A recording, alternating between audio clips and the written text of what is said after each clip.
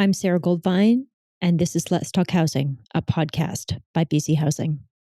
In this space, we explore the complex systemic issues that make it challenging for many people in British Columbia to access and afford a home. The provincial government has an ambitious plan with the largest investment in housing affordability in BC's history. Tasked with helping deliver on this plan is BC Housing, which is working with hundreds of partners to develop, manage, and administer a wide range of affordable housing and homelessness services in hundreds of communities across the province. In this podcast, you'll hear from those delivering innovative and exciting affordable housing solutions.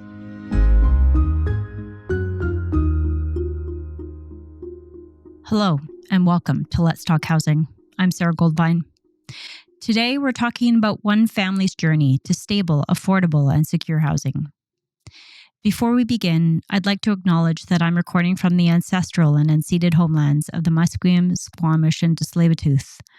Our guests today are joining us from the lands of the Lekwungen people, the Esquimalt and Songhees nations. We offer respect to their peoples, past and present. In full transparency, this episode is being recorded in January 2023. One of the challenges in the current housing market is the availability of affordable housing for larger families with low to moderate income. Whether a family is looking to rent or to buy, it can be tough to find something. Imagine raising 3 young boys, all under the age of 10, in a small 2-bedroom apartment and worrying about losing that home because you have kids. Well, that's the situation that faced one of today's guests, Stanley Ihemanma. Stanley and his wife have 3 children, ages 4, 7, and 9. They live in Victoria, where Stanley works with a government agency. Stanley and his family recently moved from a small 2-bedroom apartment to a 4-bedroom home with help from the Greater Victoria Housing Society. Stanley, welcome to Let's Talk Housing. Let's start with sharing when you were first looking for a place in Victoria. What was that like? I came to Canada 2014, and my wife and the kids joined me in 2016. After I gave them the all clear, the coast is clear, I think it's a good land to settle. So they came around. Just getting housing for a single person, it's easier. I could get a room. I could get, I was easy. It was easy for me to get housing for myself. But when I started trying to get housing for the family, that was where I faced a lot of the challenges. I remember then I wanted to get somewhere close to where I was working. And we couldn't, I was looking at the regular housing units, like the standalone houses. The price was so high. So I opted for apartment buildings, like a 2-bedroom apartment building. And I also faced challenges there because most apartment buildings will only rent to family people. They will only rent the ground floor to family people. They don't rent, anything above the ground floor. And, you find an apartment building, maybe it has say 6 rooms, 7 rooms on the ground floor, and most of those are already taken. And nobody will rent the other floors to you because you have kids, especially when you have like younger kids, the ranges of 9, 8, 6, 7, and all of that. They don't want to rent. So I faced that challenge trying to look for one, and finally I had to just settle with whatever I could get because my family they were already coming in, and I hadn't gotten accommodation to, house everyone. I was lucky enough to then find, I think I searched for about 4 months, just searching for housing for the family. So what was that like when your wife and your kids arrived? It was good. It was, for me personally, I was happy, having my family together and my kids, and then I left my kids when they were, because I left my second kid, Jaden. He wasn't even born when I left the country. So yes, my wife was pregnant with Jaden at the time. And my first kid, Brian, was, I think he was 4 years old then when I left him.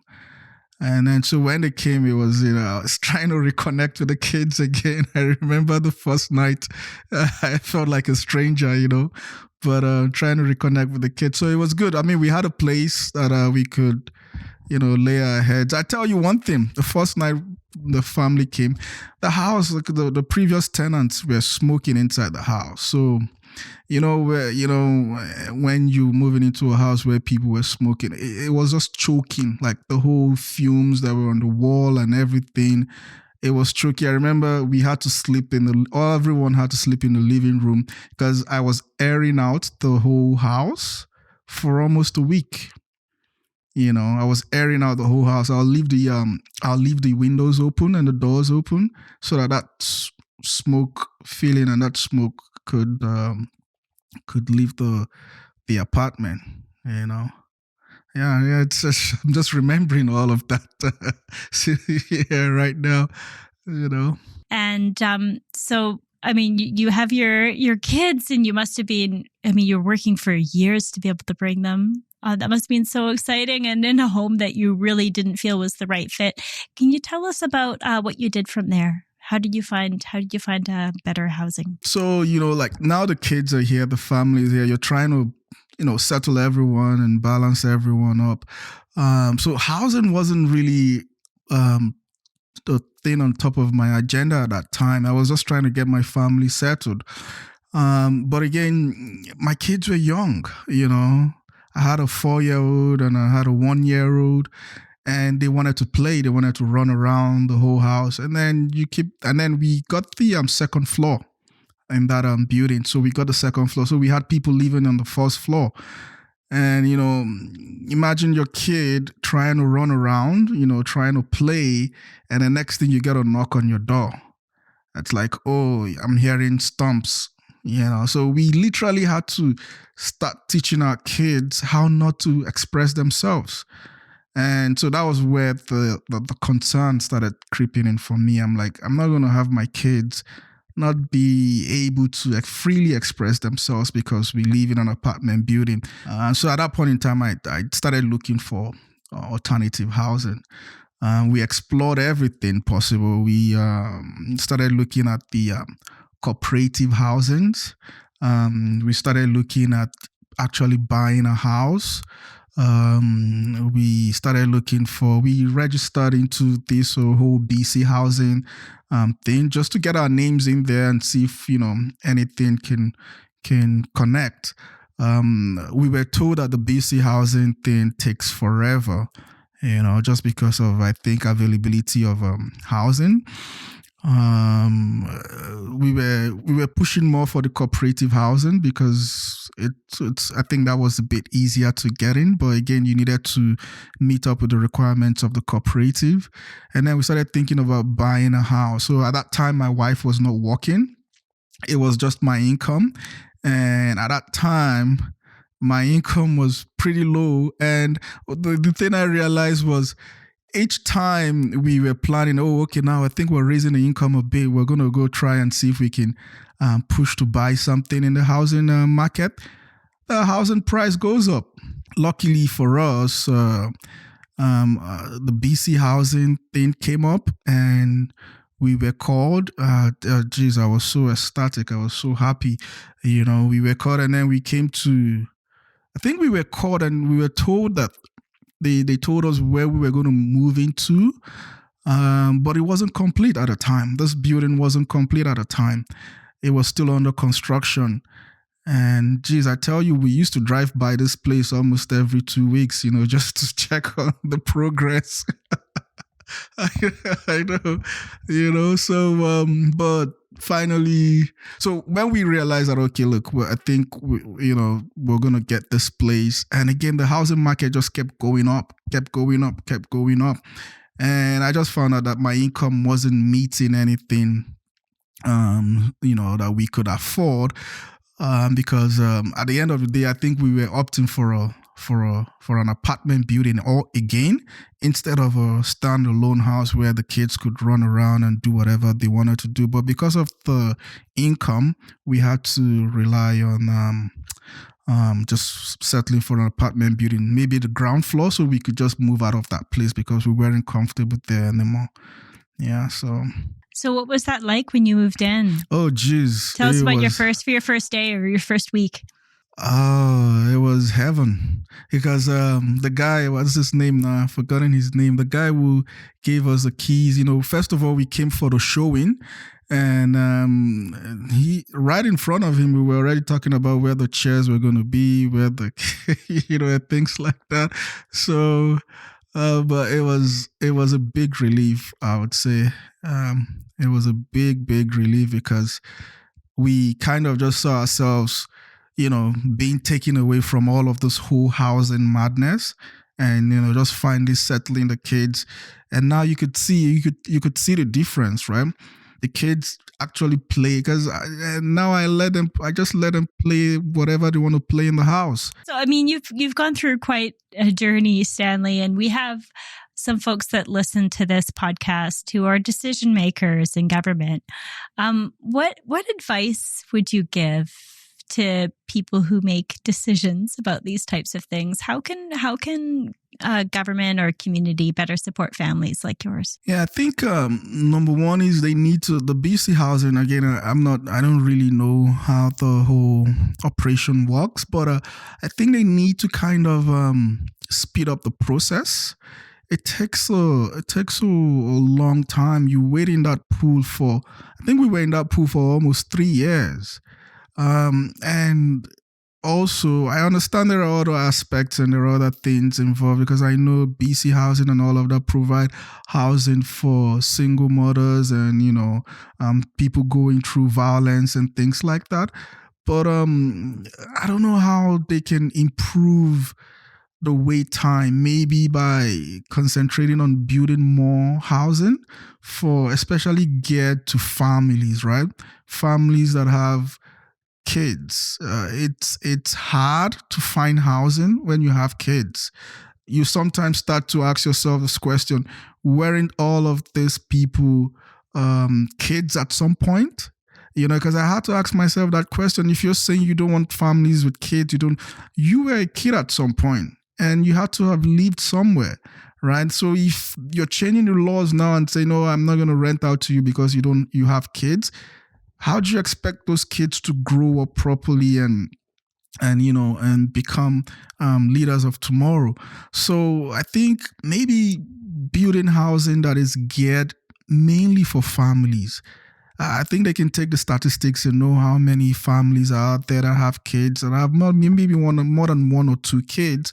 But we need a lot of housing for families. We need a lot of housing for families, especially with kids of 2, 3. Parents are really, really, going through a tough time trying to rent and trying to buy because you need to look at the expense involved in raising the family. And then have to look at how much you need to then set aside to buy a house before you can even finish up with the expenses and then set aside money to try and buy a house. The cost of housing, especially in BC and Victoria, Vancouver, has gone up. It goes up almost every second. So it's as if you're running a race that you're never going to catch up, like a race that you're always going to be way behind. So thinking about the leaders of tomorrow, what difference do you think it will make for your kids knowing that you have this stable and secure housing that meets your needs? Oh, right now you could tell like my kids are free. They can express themselves.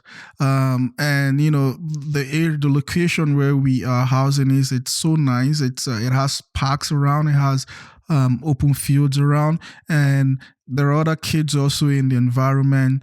It's more like all of them, almost all the kids go to the same school. So it's building that strong community, right? Everyone living here right now, you could tell that they're already growing up, having good friends, having, that community idea. In the morning when they leave for school, they all wait for each other. They all ride their bikes to school together. They all come back and then they come back from school or on the weekends. They all play together. They all go to the same soccer camps and activities together. So that whole idea of family, that whole definition of family, it's been actualized because we're here, because we got this housing and the way the housing was constructed, because we have other units here, right?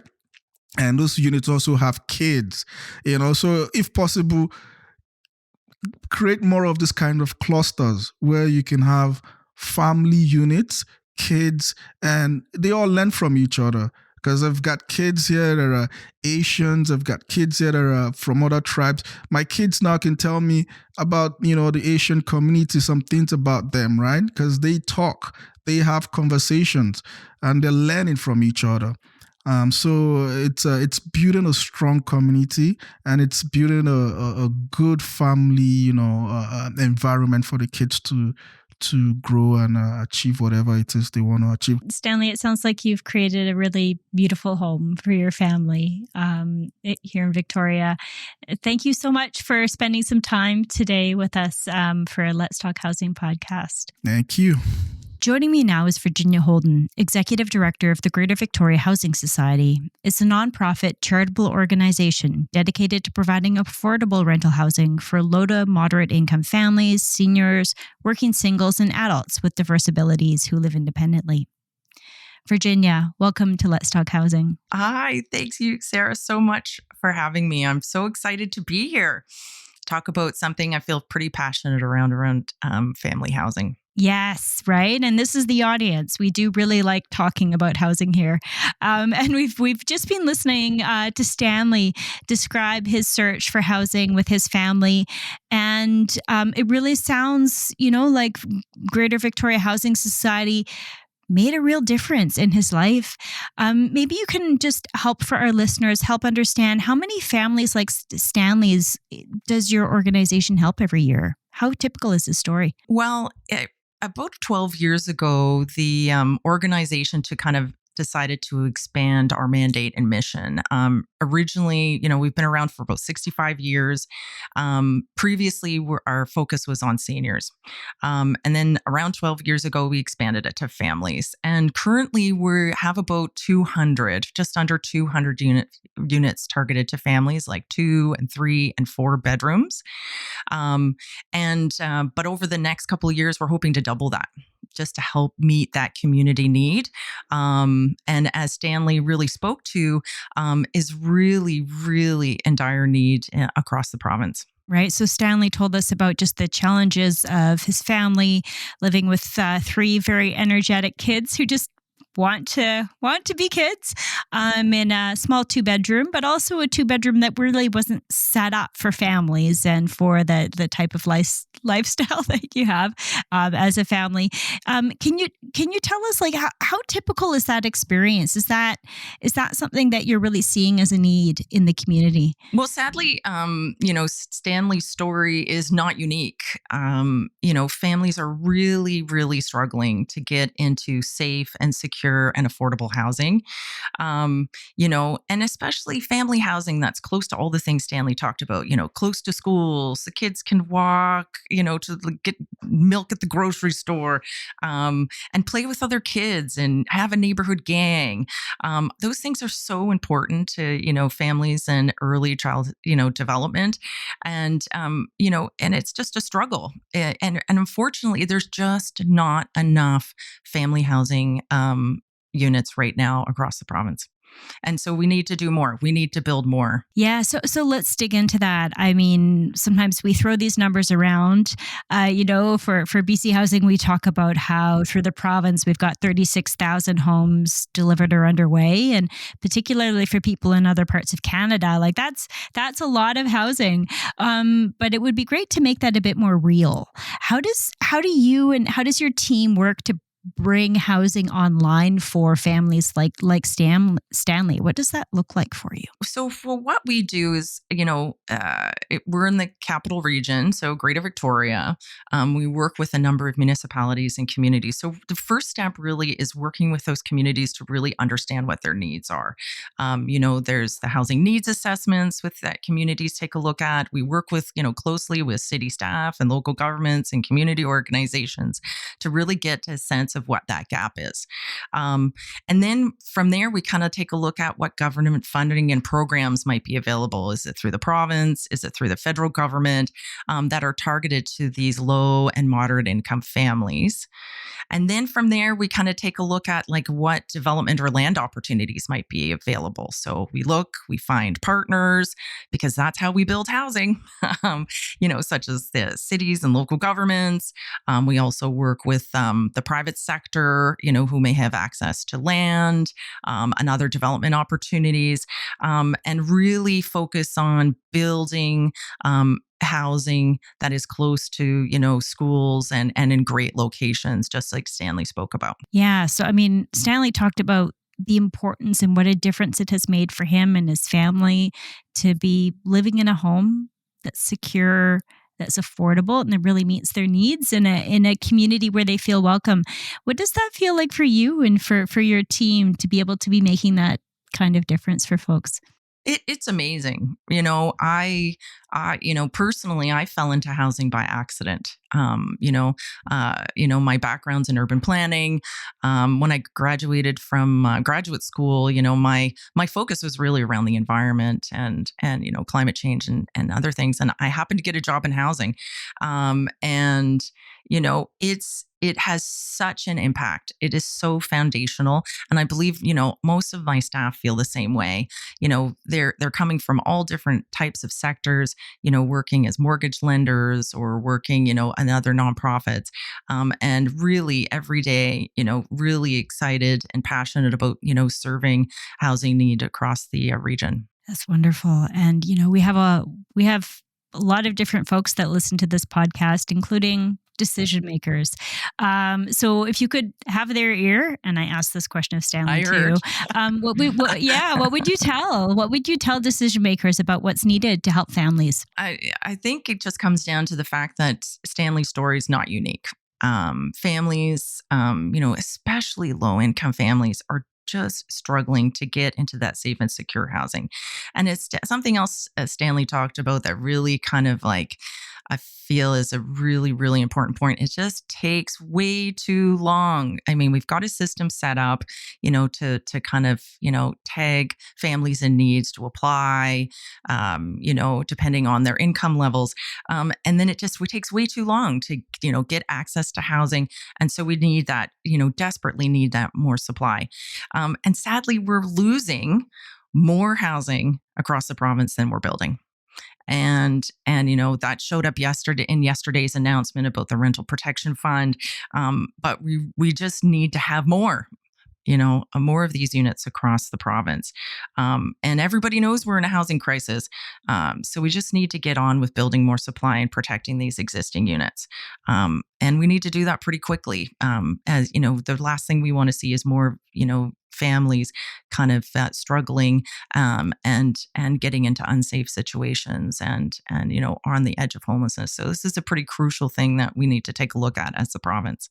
And if we get to a place where we can get it right in terms of providing housing for families like Stanley's, what type of difference do you think that will make for communities and for British Columbia as a whole? Well, family housing, builds communities. It really does. It helps keeps family healthy.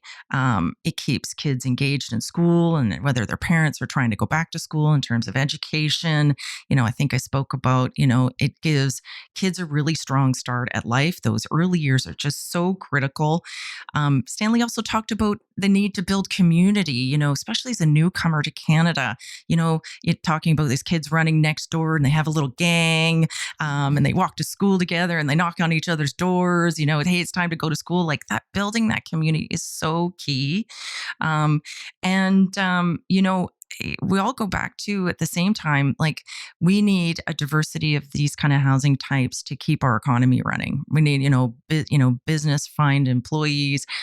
So it's this, family housing is foundational, and really key to kind of serving this need and how important it is. Yeah, just so very important. Well, Virginia, thank you so much for joining us today. And thanks as well to Stanley for sharing the story about his family. Let's talk again soon.